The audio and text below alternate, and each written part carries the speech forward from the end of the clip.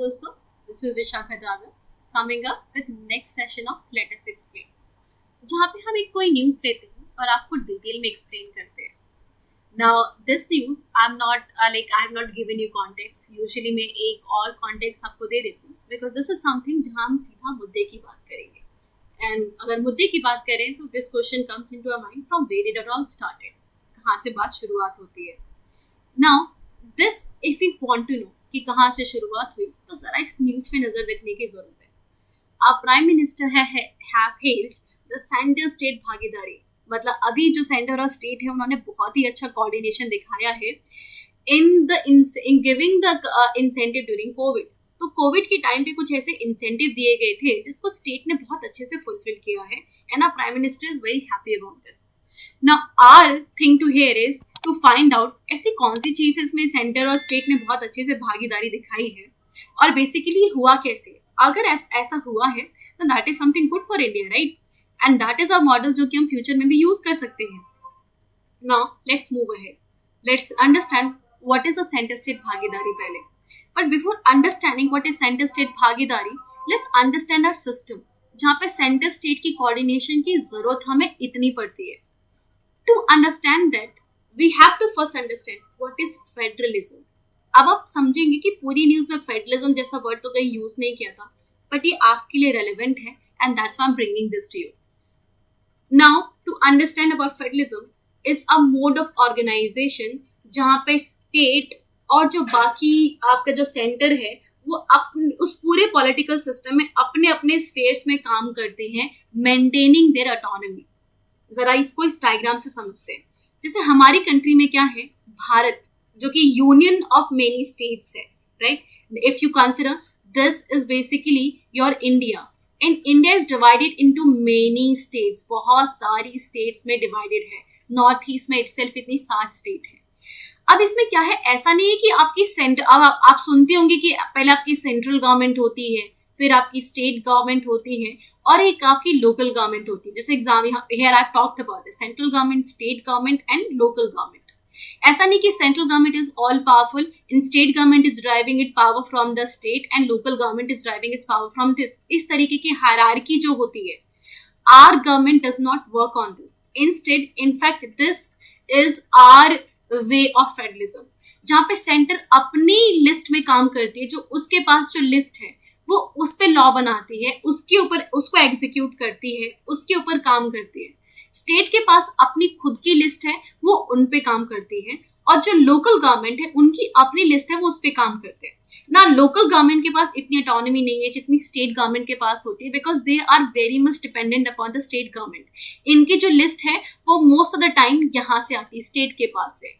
But centre और state के बीच में एक डिविजन ऑफ पावर है कि centre will act on defence, national security, foreign affairs. वहां पे स्टेट अपना इंटरफेरेंस नहीं कर सकती. वहीं पे state has like mandate on law and order, police etcetera, जहाँ पे centre is not suppose to interfere. Though जबकि होता रहता है. फिर कंकरेंट लिस्ट है जहाँ पे दोनों को अधिकार होता है कि दोनों ही लॉ बना सकते हैं. जैसे हेल्थ है, एजुकेशन है, या फिर आपकी वाइल्ड लाइफ वगैरह क्यों नहीं आ गई. Wildlife, health, education, wildlife, these are the topic जो कि कंकरेंट लिस्ट में आते हैं. दैट मीन्स सेंटर और स्टेट दोनों ही लॉ बनाते हैं. So I hope you have understood the federalism by this way. Federalism is what, जब आपकी जो पावर है वो डिफरेंट एंटिटीज में डिवाइड हो जाती है और वो एंटिटीज अपने रिस्पेक्टिव स्फेयर में काम करते हैं. This is actually federalism. And India is a federal country जहाँ पे सेंट्रल गवर्नमेंट अपने स्फेयर में काम करती है और स्टेट गवर्नमेंट अपने स्फेयर में काम करती है. Now let's move ahead. Is the type of federalism in India, like और इंडिया और ओवरऑल क्या होता है. There is centralised federalism, there is competitive federalism and then there is a cooperative federalism. Centralised federalism क्या होता है, when the power is exerted by the जो आपके हाईएस्ट अथॉरिटी होना. मतलब इमेजिन अगर सेंटर आपके पास ऑल पावरफुल होती और वो ही ऊपर गाइडलाइंस देती और नीचे वाले सिर्फ उसको फुलफिल कर रहे होते. That is centralised federalism, right. फिर होता है आपका कॉम्पिटिटिव फेडरलिज्म, वे यूनिट क्या होती है, एक दूसरे के साथ यूनिट के पास ऑटोनॉमीज होती है बट ये एक दूसरे से compete करती रहती है. इनफैक्ट स्टेट सेंटर से करती है, एक स्टेट दूसरे स्टेट से करती रहती है. और ऐसे बहुत सारे एग्जाम्पल है, जैसे वेस्ट बंगाल और द गवर्नमेंट ऑफ इंडिया के बीच में जो लड़ाई होती है, that is example of competitive federalism, right. या फिर एक स्टेट दूसरी स्टेट से, जैसे कावेरी वाटर ट्रिब्यूनल का जो इशू चल रहा है, वहां पे तमिलनाडु और कर्नाटक और महाराष्ट्र, इन स्टेट के बीच में डिस्प्यूट चल रहा है. That is example of the unit are competing themselves then the coordinating with themselves. So that is example of competitive federalism. And third is cooperative federalism. जब यूनिट एक साथ आके काम करती है. Now our Prime Minister has praised कि अभी state government ने कुछ ऐसा ही किया है. They have come together to achieve something that was a common goal, a common concern. Let's talk about cooperative federalism. Now Covid time पे federalism की और जरूरत पड़ गई थी. कैसे? वैक्सीन प्रोक्योरमेंट में सेंटर की गाइडलाइंस जारी थी स्टेट के लिए, ये ऑक्सीजन प्रोडक्शन है सप्लाई चेन में, या फिर जीएसटी बहुत बार न्यूज में आया था. And government were asking, state government were demanding कि जीएसटी कंपनसेशन उनको दे दिया जाए, या जीएसटी काउंसिल में स्टेट की डिमांड्स मानी जाए. In all of this federalism was in news. तो अब हम जरा बात करते हैं कि अभी रिसेंटली क्या हुआ था. That is let's talk about what is the threat to federalism and where does the balance of power lie, because federalism required, especially हम कह रहे हैं cooperative federalism. Cooperative federalism में the state, center, state and center and various other entities cooperate with each other. अब उसके लिए क्या क्या threat कोविड के टाइम पर आए थे.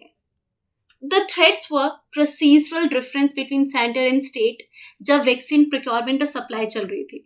Now, if you are following me, आपने देखा होगा, I was talking about कैसे various state were demanding कि please centralize procurement करो और decentralized distribution होना चाहिए, right? And this was a very good strategy जो कि finally सुप्रीम कोर्ट के कहने पे गवर्नमेंट मान गई थी.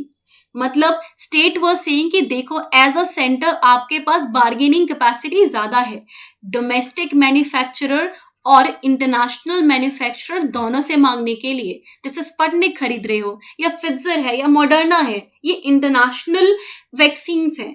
डोमेस्टिकली आपकी कोविशील्ड है या कोवैक्सीन है, ये डोमेस्टिक मैन्युफैक्चरर बना रहे हैं. State and does not have that much of power. उनकी बार्गेनिंग कैपेसिटी कम हो जाती है. इनफैक्ट डिफरेंट स्टेट की अलग अलग हो जाती है. That's why the vaccine price was varying among state to state. And state said कि हम आपको पैसा दे देंगे, प्लीज आप सेंट्रलाइज प्रोक्योरमेंट करो और डिसेंट्रलाइज डिस्ट्रीब्यूशन आप हमारे ऊपर छोड़ दो. That will be example of good federalism. So that was one concern. Other concern was a centralise guidelines of health ministry regarding covid and lockdown, कि बहुत सेंट्रलाइज गाइडलाइंस आने लगी थी and various state were saying कि थोड़ी सी freedom हमारे पास होनी चाहिए. Now let's move ahead. What were the other concern? The other concern was economic difference. As I talked about GST, right? I said ना कि states were saying कि हमें GST compensation money चाहिए. पैसे की कमी हो रही है, इकोनॉमिक स्लो डाउन हो रहा है, हमारे पास पैसा कम है, और जो कंपनसेशन हमें मिलना चाहिए था वो भी आपने नहीं दिया है. Then there was power tussle. As I gave the example of Chief Minister of Bengal and Center, कि power tussle भी चल रहा था. And social issue became the greater concern. आपने देखा था कि कितने migrants were walking barefoot and even in distribution of ration to them under national food security act there was lack of cooperation in between state and centre. That was a clear example of how federalism was in threat during covid. आप चाहे vaccine procurement देखो, आप चाहे supply chain देखो, आप चाहे आगे देखो कि इकोनॉमिक डिफरेंसेस या power differences, social issue differences जो हुए थे. So this was right about how federalism was in threat. Now let's go back to the news. You know, I talked about federalism. अब आप बोल रहे हो न्यूज कुछ और कह रही थी कि भागीदारी चल रही है, और मैंने आपको पूरा फेडरलिज्म पे पार्ट पढ़ा दिया, और मैं फिर आपको ये कह रही हूँ कि फेडरलिज्म के ऊपर थ्रेट्स बहुत सारे हैं. To understand the background, let's go ahead. The background which I'm talking about here इस आत्मनिर्भर भारत पैकेज, जो कि 2020-21 में सेंट्रल गवर्नमेंट ने अनाउंस किया था स्टेट गवर्नमेंट के लिए, under which they were allowed to have more borrowing. अब यूजुअली क्या होता है, सेंट्रल गवर्नमेंट स्टेट गवर्नमेंट पे लिमिट लगा देती है कि आप इससे ज़्यादा बोरिंग नहीं कर सकते, राइट? एक्सटर्नल बोरिंग स्पेशली, क्योंकि कभी कभी क्या होता है कि सेंट्रल गवर्नमेंट उनके लिए वाउच करती है। मतलब इट इज़ लाइक वो नहीं होता कि अगर मैं पैसा खरीदने जा रही हूँ, मेरी खुद की तो प्रॉपर्टी नहीं है या मेरी खुद की क्रेडिबिलिटी भी नहीं है। In such case my father would actually vouch for me और मेरे बिहाफ पे, क्योंकि उनका क्रेडिट रिकॉर्डिंग अच्छी है और उनके पास प्रॉपर्टी भी है, an investor might be willing to fund me, right? Similarly जो सेंट्रल गवर्नमेंट हमारे पापा है और जो स्टेट गवर्नमेंट है वो बहुत सारी स्टेट्स हैं। Now when state government have to borrow, central government put the limit कि देखो हम आपके लिए वादा तो जरूर कर देंगे लेकिन इससे ज्यादा हम भी नहीं करेंगे। मुझे क्या पता मेरा कौन सा बेटा कितना नालायक और कितना अच्छा निकलने वाला है, राइट?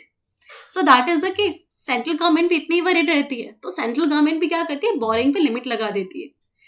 पर इस बार कोविड के टाइम पे सेंट्रल न्यू कि पैसे की कमी होने वाली है और लिक्विडिटी सप्लाई जरूरी है इकोनॉमी को रनिंग करने के लिए। So it talked about, it said कि okay 2% of extra borrowing is allow on the state GDP, but इसमें से जो 1% था उस पर कंडीशंस लगा दी गई थी और उसके अंदर 4 रिफॉर्म बताए गए थे। An incentive of 0.25% was attached to each reform कि अगर आप ये रिफॉर्म लेकर आओगे ना तो आपको 0.25% बोरिंग अलाउड होगी, extra 0.25%। That means central government अपने रिफॉर्म लेकर आ रही थी but by carrot and stick method. तो यहाँ पे कैरेट मेथड यूज कर रही थी कि आप पैसा मार्केट से ज्यादा ले सकते हो अगर आपको जो इंसेंटिव कहे गए हैं अगर आप उनको इम्प्लीमेंट कर सके। तो जरा बात करते हैं वो 4 रिफॉर्म कौन से थे जिसके ऊपर ये इंसेंटिव लगाए गए थे। What were the 4 reform? Now the first reform was under one nation card policy. All the ration card under National Food Security Act should be linked with the Aadhaar number of the family. Simply इसने ये बोला so that fair price shops पे electronic transaction हो सके। So this was government first demand कि आप जो आधार है अपनी स्टेट गवर्नमेंट के उन फैमिली के जो आधार है उसको लिंक कर दो बेसिकली नेशनल फूड्स वो आधार राशन कार्ड से। तो आधार और राशन कार्ड की लिंकिंग की बात चल रही थी, राइट? एंड स्टेट गवर्नमेंट को ग्रांटेड एडिशनल बोरोइंग, इसमें काफी बोरोइंग मिली थी, ऑलमोस्ट 37,600 करोड़। तो this was like successful in that term कि state government implemented it. Second actually reform was aimed at improving ease of doing business. Under this, जो business related licence under 7 acts is made automatic. उन्होंने बोला कि जो licensing process है उसको आसान कर दो कि वो ऑटोमेटिक हो जाए, वो ऑनलाइन हो जाए, नॉन डिस्क्रिमिनेटरी हो जाए, right? You do not discriminate, the process is online and automatic, जिससे कि कोई भी बिजनेस आसानी से शुरू हो सके, स्टार्टअप प्रमोट हो सके। In crisis, like it is said, crisis is the mother of innovation and we were facing the crisis. और चांसेस थे कि यहाँ पे इनोवेशन हो, स्टार्टअप शुरू हो जाए, बट व्हाट वाज रिक्वायर्ड कि वो आसानी से खुद को लाइसेंस कर सके। So this was the second reform. Now let's talk about third reform. Third reform required the state to notify the flow rate of the property tax of water and sewage, right? जिससे कि आप extra ना charge करें। उन्होंने बोला कि property tax मैंने कहा था ना, सेंटर के पास कुछ टैक्स होते हैं, स्टेट के पास लिस्ट डिवाइडेड होती है और जो सेंटर की लिस्ट होती है वो उस पर टैक्स लगा सकती है, तो that is property tax.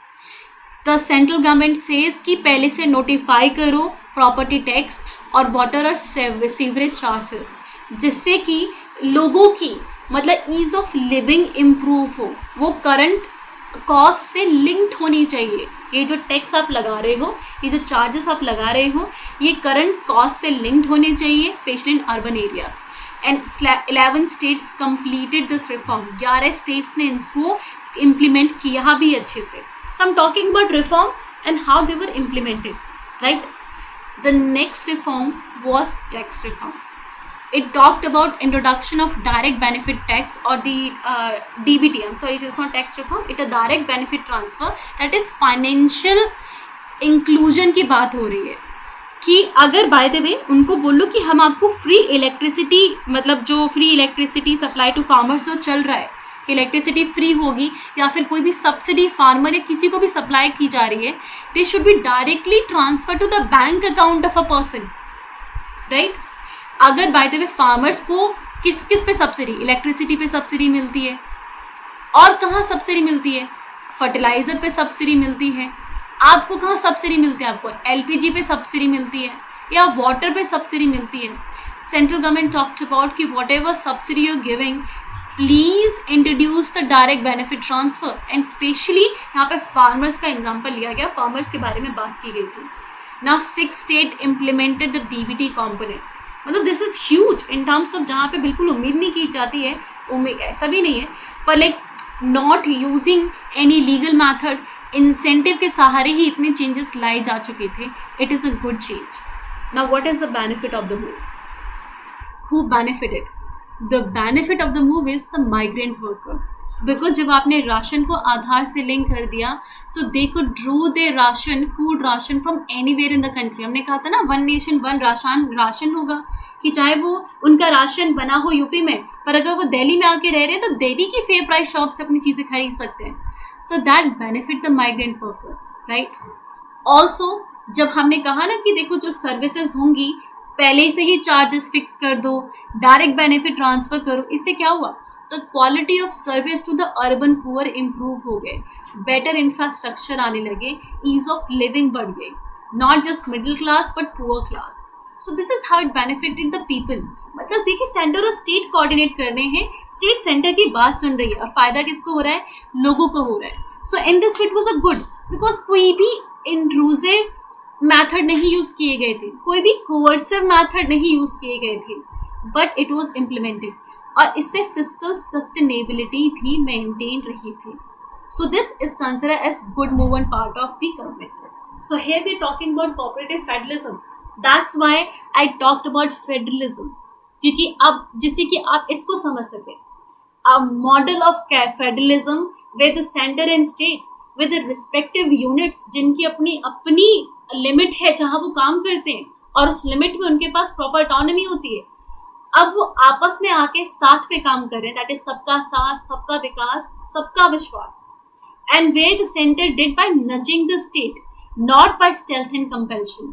So it is a model where reform by stealth and compulsion is not being used, but reform by conviction and incentive is being used. Right? So this is a very good teaching for the center, state and everybody, especially in times of crisis. And that is a model जो कि अगर आप किसी आप किसी state services या फिर कहीं पे कुछ prepare कर रहे हैं तो आपके लिए बहुत ही काम आ सकता है। इसको use कीजिए, especially in times of lockdown.